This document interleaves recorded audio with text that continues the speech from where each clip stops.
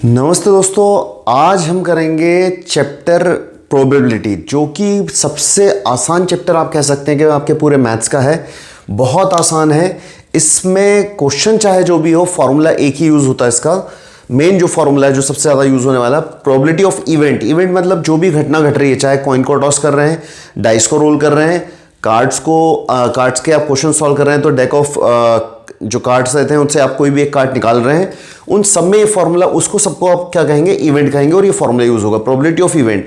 Probability of event का formula है total number of outcomes. जितने भी पॉसिबल उसके टोटल आउटकम्स हैं वो नीचे लिखे जाते हैं, और ऊपर आउटकम्स फेवरेबल टू इवेंट, यानी कि आपका जो भी क्वेश्चन पूछा जा रहा है उसके फेवर में कितने टोटल में से हैं नंबर, वो ऊपर लिखे जाएंगे और टोटल नंबर नीचे लिखे जाएंगे। जिसके जैसे कॉइन को टॉस किया तो टोटल जो नंबर ऑफ आउटकम्स है वो दो हैं, या तो हेड आएगा या फिर टेल आएगा। लेकिन जो आउटकम्स आपका फेवरेबल है, मान लीजिए मैंने कहा क्या चांसेस है कि हेड जाए, तो हेड आपका जो हुआ 1 होगा, तो फेवरेबल इवेंट आपका 1 होगा और प्रोबेबिलिटी हो जाएगी 1/2। तो इस तरीके से फॉर्मूला हर चीज में यूज होता है। इसमें और यूज होने वाले जो फॉर्मूले हैं छोटे छोटे, वो है प्रोबेबिलिटी ऑफ इवेंट, जो है किसी भी इवेंट के होने की प्रोबेबिलिटी, और उसी इवेंट के ना होने की probability. Probability of happening an event and not happening an event का सम हमेशा क्या होता है, 1 होता है। ये इसका दूसरा फॉर्मूला है। इसमें वो आपको 1 नंबर का क्वेश्चन देगा, ये जनरली ऑब्जेक्टिव क्वेश्चंस के अंदर आएंगे। यहां वो आपको होने या ना होने की प्रोबेबिलिटी कुछ देगा, जैसे 0.05 दे दी, 0.4 दे दिया, 0.05 दे दिया, इस तरह से कोई भी वैल्यू डाल देगा। एक देगा और दूसरा पूछेगा। तो अगर उसने कहा कि एक किसी इवेंट के होने ना होने की प्रोबेबिलिटी 0.3 है, तो यहां 0.3 रखिए वैल्यू, उस साइड ले जाके 1 से उसे सब्ट्रैक्ट कर दीजिए, आपको आंसर मिल जाएगा, यानी कि होने की प्रोबेबिलिटी। अगर होने की दे और ना होने की पूछे, तो आप उसका यहां वैल्यू डालिए, उस साइड ले जाके सब्ट्रैक्ट कर दीजिए, तो आपको दूसरी वाली वैल्यू मिल जाएगी। एक और फॉर्मूला आपको यहां ध्यान रखना पड़ेगा कि प्रोबेबिलिटी किसी भी इवेंट की हमेशा या तो 1 से छोटी होगी या 1 के इक्वल होगी। ये उसकी मैक्सिमम वैल्यू है 1, और वो बड़ी होगी 0 से या इक्वल्स टू हो सकती है 0 के। ये इसका तीसरा फॉर्मूला। ये भी 1 नंबर में आपसे पूछा जा सकता है, तो इसे बहुत अच्छे से ध्यान रखिएगा। कितने ही इवेंट्स हो आपके, मान लीजिए 100, 200, 500 इवेंट है, आप उनका सबकी प्रोबेबिलिटी निकालने के बाद जब ऐड करेंगे तो आएगा आंसर हमेशा 1। ठीक है, तो प्रोबेबिलिटी हमेशा याद रखिए लेस देन 1 होगी या इक्वल्स टू 1 हो सकती है, और ग्रेटर देन 0 या ऐसी हो सकती है। तो कई बार ऑब्जेक्टिव क्वेश्चन में आ सकता है कि नीचे जो केसेस दिए गए हैं इनमें से कौन सी प्रोबेबिलिटी नहीं होगी। तो जैसे कहेगा कि प्रोबेबिलिटी परसेंटेज में होती है क्या, हो सकती है। प्रोबेबिलिटी फ्रैक्शन में है क्या, हाँ हो सकती है। प्रोबेबिलिटी आपका प्लस माइनस में इस तरह से हो सकती है क्या, 2 + 2/3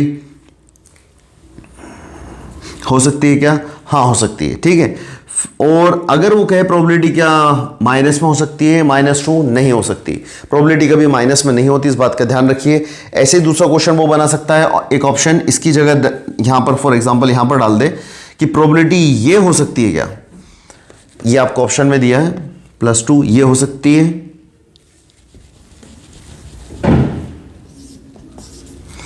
ये हो सकती है, ये भी प्रोबेबिलिटी हो सकती है। यहां पर आप इसको और कुछ नंबर से चेंज कर लें, ये रहा, ये भी प्रोबेबिलिटी हो सकती है। क्या ये हो सकती है, नहीं। क्यों नहीं हो सकती, क्योंकि ये 1 से वैल्यू क्या है, बड़ी है, इसलिए प्रोबेबिलिटी नहीं हो सकती। तो एक तो नेगेटिव में नहीं होगी और एक न्यूमरेटर बड़ा नहीं हो सकता, क्योंकि टोटल नंबर ऑफ आउटकम्स नीचे लिखे जाते हैं। तो 1 नंबर में ये क्वेश्चन पूछे जाते हैं कई बार एग्जाम में, तो इन्हें ध्यान रखिए, ये वाला और ये फॉर्मूला। ये इसका आपका बिल्कुल बेसिक तैयार हो गया प्रोबेबिलिटी का। अब इसके क्वेश्चन हैं, इनमें सबसे इंपॉर्टेंट क्वेश्चन जो होते हैं दोस्तों, वो होते हैं कार्ड्स के। कार्ड्स में बड़ा कंफ्यूजन होता है, कई बच्चे जिन्हें जो उनसे जानते नहीं है, फेमिलियर नहीं है, और आपका कार्ड्स के नाम इंग्लिश में आपको पता होना चाहिए, कई बच्चों को उसमें भी प्रॉब्लम जाती है, तो उन्हें याद करना कोई बड़ी चीज़ है नहीं। कार्ड्स कैसे क्या होते हैं उसका मैं बता देता हूँ आपको, जो कि बहुत ईजी रहेगा। आप एक बार सुन लेंगे, देख लेंगे, समझ लेंगे, बड़े आसानी से आपको याद रहेगा, क्योंकि कार्ड्स कहीं ना कहीं हमारे अधिकतर देखे हुए होते हैं, और अगर नहीं भी देखे तो भी आप इतना बड़ा कोई इशू नहीं है, आसानी से कर सकते हैं। फिर इसमें एक डबल डाइस वाला क्वेश्चन है, वो भी बेहद इंपॉर्टेंट है, तो आप उसे देख सकते हैं। बाकी तो सारे क्वेश्चन बहुत आसान है, एक बार आप देखें, आराम से कर लें।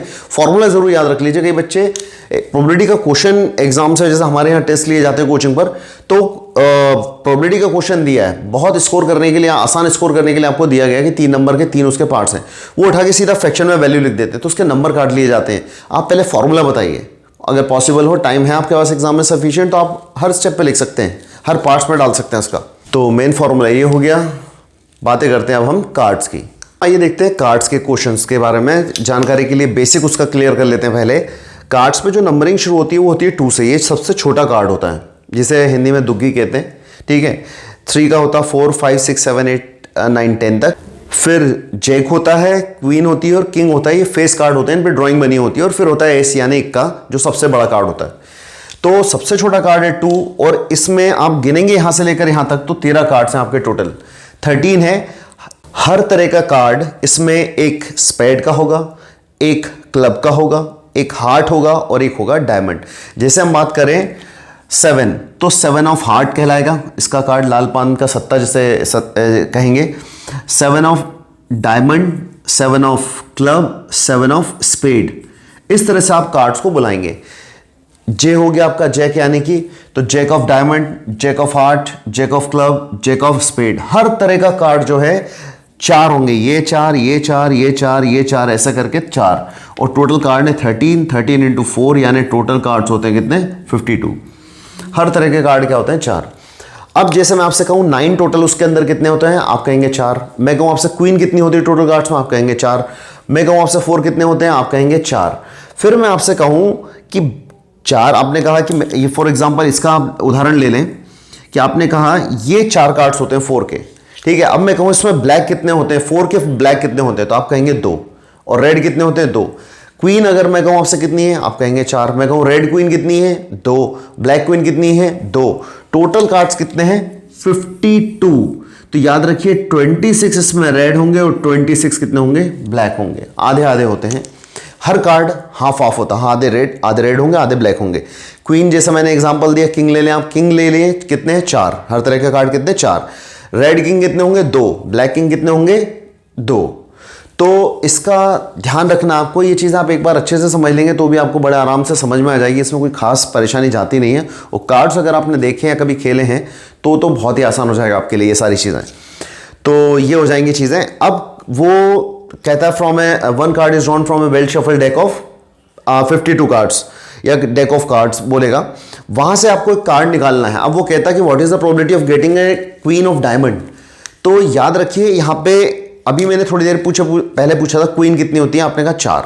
फिर रेड कितनी होती है 2, ब्लैक कितनी होती है 2।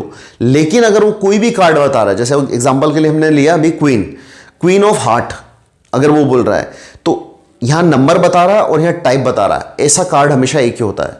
जैसे आपसे कहे 5 ऑफ स्पेड, तो 5 कार्ड का नंबर हुआ और स्पेड उसका टाइप हुआ। तो ऐसा कार्ड जो दोनों चीजों को करता है सेटिस्फाइड, वो एक ही होता है, ठीक है। जैक ऑफ डायमंड एक ही होगा। जैक कितने 4, रेड जैक कितने 2, ब्लैक जैक कितने 2, लेकिन जैक ऑफ डायमंड कितना है, जैक ऑफ हार्ट कितना है 1, ठीक है। तो जब नंबर और टाइप बता दे तो याद रखिए वो कार्ड एक होता है। अब आप बड़े आसानी से इतने से नॉलेज से भी इस कार्ड के सारे क्वेश्चंस कर सकते हैं।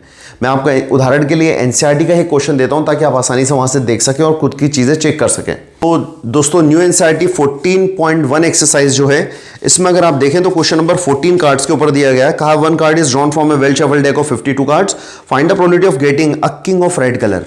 A king of red colour, अब किंग कितने होते हैं टोटल 4, रेड कलर के कितने होते हैं अभी बताया 2 ब्लैक कलर के होते हैं। तो आप ये फॉर्मूला लिखेंगे, आउटकम्स फेवरेबल टू इवेंट कितने हमारे, क्वेश्चन है आपका a king of red colour के किंग कितने हैं 2, तो ये रहा। And total number of outcomes वो हमारे पास कितने हैं 52। इससे लोएस्ट नंबर में आप ले आइए 1 अपॉन कितना हो जाएगा, ये करना जरूर याद रखिएगा, इसे भूलिएगा नहीं। इसके भी नंबर काटे जा सकते हैं 1 अपॉन लोएस्ट पॉसिबल नंबर में, और फ्रैक्शन में इसको आपको जनरली छोड़ना होता है। ये हो गया। दूसरा है आपका अब फेस कार्ड, एक फेस कार्ड हो तो फेस कार्ड के लिए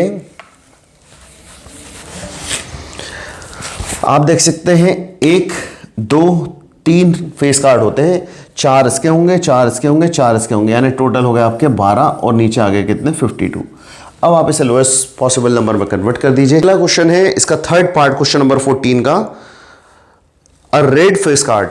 तो फेस कार्ड कितने थे अभी आपने देखे 12, और मैंने आपको कहा था जब भी टोटल कार्ड्स की बात होती है हाफ ऑफ होते हैं। तो 12 में से 6 आपके रेड होंगे और टोटल कार्ड्स होंगे आपके 52 ही हैं, क्योंकि आप डेक ऑफ 52 कार्ड्स उन्हें निकाल रहे हैं। और इसको आप लोएस्ट पॉसिबल नंबर में कन्वर्ट कर दीजिएगा। फिर पूछा है जैक ऑफ हार्ट। जैक कितने होते हैं 4, रेड कितने 2, ब्लैक कितने 2। जैक ऑफ हार्ट तो टाइप नंबर और टाइप जैक ऑफ हार्ट एक ही होता है दोस्तों। 52 कोई भी यहां से और यहां से दोनों को सिलेक्ट करके अगर वो बोल रहा है तो वो एक ही कार्ड होता है हमेशा, चाहे किसी का भी हो। फिर आपसे पूछ रहा है अगला स्पेड। स्पेड यानी कि ये, तो ये याद रखिए 13 होते हैं, 13 13 13 13 13 4 जा 52, ठीक है। तो स्पेड कितने होते हैं, 13 होते हैं, ये रहे 13 अपॉन कितना 52, बड़ा आसान। अब आप इससे इसे कैंसिल कर सकते हैं, 1/4 आ जाएगा। फिर आपसे पूछा है स्पेड हो गया द क्वीन ऑफ डायमंड, तो क्वीन ऑफ डायमंड बड़ा ही आसान है आपके लिए। कैसे, यहां से और यहां से दोनों चीजें बता रहा है, और आप कई बार रिपीट हो चुकी है अभी इस वीडियो में कि इस तरह का कार्ड एक ही होता है। ये रहा आंसर। अगले क्वेश्चन में पूछा 5 card the 10 jack queen king and ace. Jack the 10 jack queen king और एस, ये 5 कार्ड हैं ऑफ डायमंड के हैं। Are well shuffle with their face downward, one card is drawn, one card is then picked up at random, what is the probability that the card is a queen. Queen होगी इसकी probability, तो यहां पर possible outcome होगा आपका 1 और total number of cards जो है उसने दिए 5। डेक ऑफ कार्ड्स ने कहा, याद रखिए 5 ही कार्ड लिए गए हैं, उनमें से एक निकाला जा रहा है, ठीक है। तो ये जरूर ध्यान रखिएगा, कार्ड में अगर कुछ कम ज्यादा करता है तो फिर वही 52 की जगह पर आएगा। दूसरा है queen is drawn and puts aside, what is the probability that the second card picked up is an S. एक क्वीन निकाला, अलग रख दिया, अब कार्ड बचे कितने दोस्तों, 4। क्या प्रोबेबिलिटी है कि वो एस यानी एक का आ जाए, एक है अभी वहां पर और टोटल कार्ड है 4, तो एस आने की प्रोबेबिलिटी हो जाएगी 1/4। और दूसरा उसमें पूछा गया है क्वीन, तो क्वीन तो निकाल के अलग कर दी गई थी, तो उसके अंदर क्वीन है नहीं, तो इसकी प्रोबेबिलिटी होगी 0। ये कहलाता है इम्पॉसिबल इवेंट, क्योंकि जो चीज हो ही नहीं सकती उसके लिए आप यूज करेंगे क्या, इम्पॉसिबल इवेंट। दोस्तों इसमें एक और बड़ा इंपॉर्टेंट क्वेश्चन होता है कॉइन को टॉस करने वाला। अगर आप एक कॉइन को टॉस करते हैं तो 2 ही पॉसिबल आउटकम होते हैं, या तो हेड आएगा या फिर आपका टेल आएगा।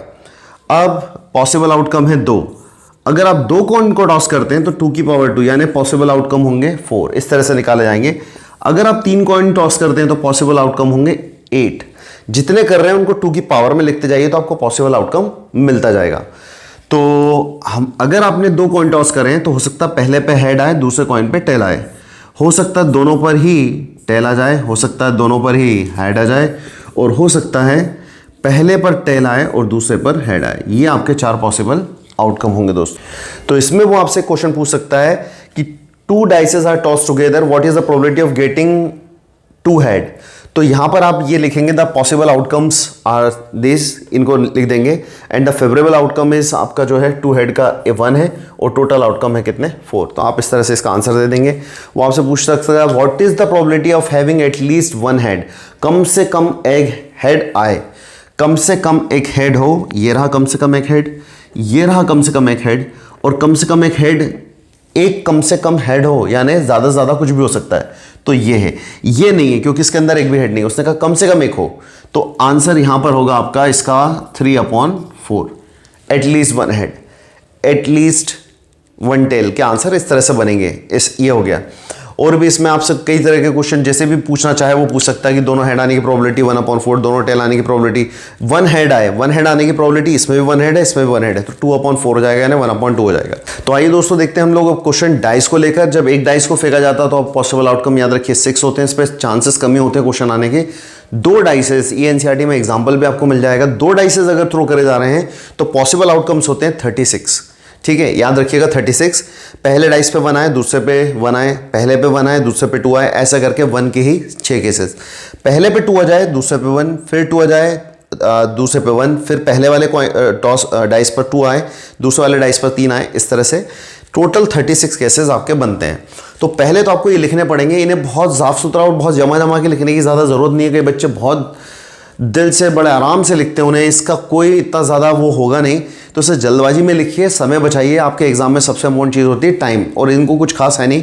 यहाँ वो पॉसिबल आउटकम बस एग्जामिनर देखना चाहेगा आप इसको नॉलेज रखते हैं कि नहीं, और इतना कि वो समझ में आ जाए देखने में।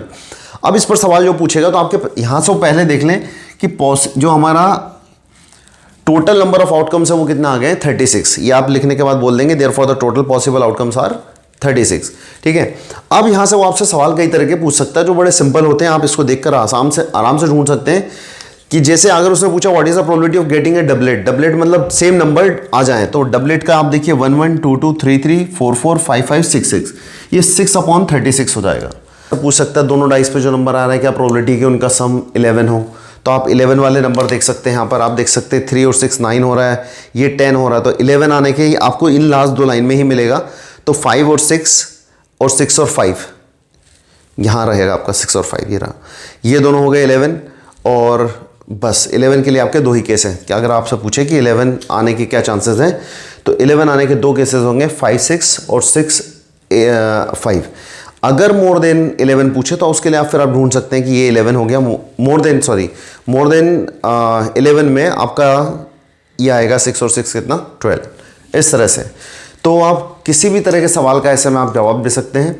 ये डाइस वाले क्वेश्चन हो गए। तो इस तरह से प्रोबेबिलिटी का चैप्टर बड़ा ही आसान है। एनसीईआरटी के भी आप क्वेश्चन देखें तो बहुत ईजी है, बड़ा स्कोरिंग है, तो अच्छे से आप इस चैप्टर को कर सकते हैं। बहुत छोटे टाइम देकर भी, मतलब यहाँ से आपका एक या दो जो भी क्वेश्चन आ जाए वो बड़े आराम से आप निकाल सकते हैं, बड़े आसानी से कर सकते हैं। कार्ड्स पे सबसे इंपॉर्टेंट होते हैं, उसके बाद प्रोबेबिलिटी के कुछ फॉर्मूले हैं उन पर करिएगा, होने ना होने की प्रोबेबिलिटी का सम और probability of event is less than equals to 1 and greater than equals to 0। इसके ऊपर भी कई बार आपके क्वेश्चन पूछे जाते हैं।